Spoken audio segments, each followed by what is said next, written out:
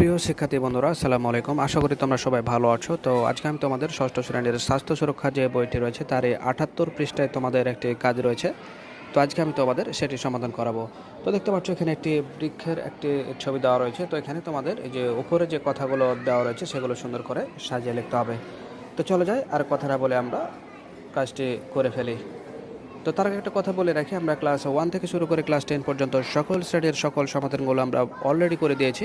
তোমরা সেই ক্লাসগুলো সবার আগে দেখতে চ্যানেলটি সাবস্ক্রাইব করে আজই আমাদের সদস্য হয়ে যাও এবং প্লেলিস্টে গিয়ে তোমরা সেই ভিডিওগুলো দেখে নাও।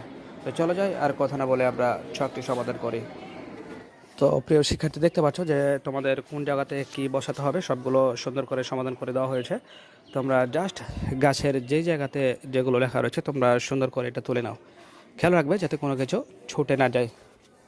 তো দেখতে পাচ্ছ যে অহংকার বোধ, হিংসা, বদ মেজাজ সব কিছু দেওয়া রয়েছে। তোমরা যেখানে যেটা লেখা রয়েছে সেখানে সেটা দিয়ে দাও। উল্টাপাল্টা করলে কিন্তু ভুল হয়ে যাবে, সে বিষয়টি সবসময় মাথা রাখবে।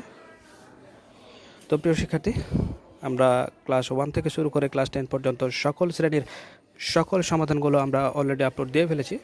তোমরা সেই ভিডিওগুলো সবার আগে পেতে চ্যানেলটি সাবস্ক্রাইব করে আজও আমাদের সদস্য হয়ে যাও।